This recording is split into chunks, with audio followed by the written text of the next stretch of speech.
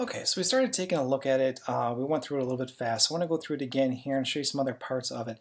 Stylizing fonts is such a big part of style sheets. Color and fonts are, again, probably one of the most things that you're going to stylize within any document. So I deleted the original font family here. I want to apply it again. I just want to show you, make sure that you understand the difference. I can add a font family.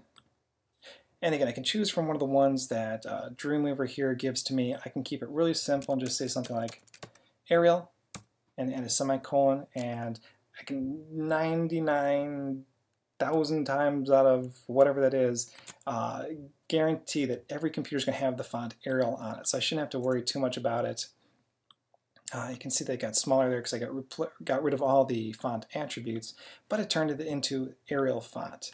Best practice though is to give it a couple different fonts, like explained in the previous video. If the computer doesn't have one font, it'll default to another. So you try to pick fonts that are very similar to each other that someone may have, to go from a sans serif font, which is something like this, to a serif font, which is something like Times New Roman, where it has the little kind of curls to the ends of the fonts there. That's called a serif font.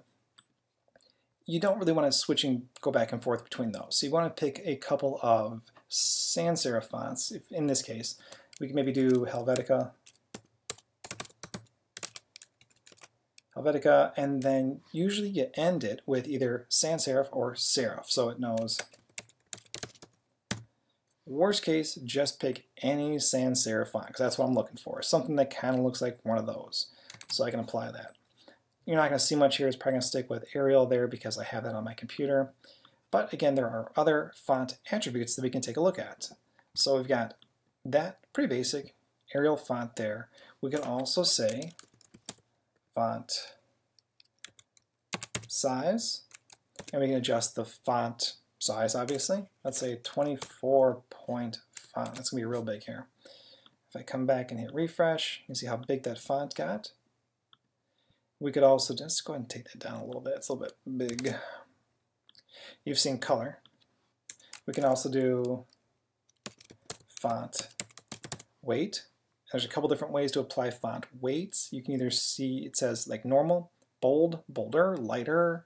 You can do in number terms here. It just depends on what the font allows for. Each font may be a little bit different. It may only have a normal or a bold version. It may not go through these numbers here. So font weight, let's go ahead and just say bold. Try to keep it simple. Now you would know if you were to use like a Google font, those Google fonts will tell you those numbers that you could apply to it if you brought those in. Again, we're not going to get into that right now, but I could save that and see my font weight and how that works. So I took the size back down, but you can see now it's a little bit thicker here. And we can also say font style, which allows me to make it italic. So if I save that, now I should have a bold, italic, Arial font. For the most part, those are all the font styles that you're going to want to apply to it. You could also add things like leading, which is in CSS, it's called line height. If you're used to doing print work, it's called leading. We could say 24 point. And what that's going to do is add extra space in between the lines of text here. So if I hit refresh, you should see that kind of doubled in space there, which is kind of nice. And you can also do little things like, oops, letter spacing, let's say 2 point. And what that's going to do is add space in between each of the letters here. And that looks nice sometimes for subtitles, but not regular text here. You don't use that a whole lot. Now, one thing I do want to point out is that there is no reason to add any of these in any kind of order. I could mix and match font family at the bottom, background color at the top. It's not going to put the background color on top of the font or anything like that. It's just saying anything with this sample text style applied to it.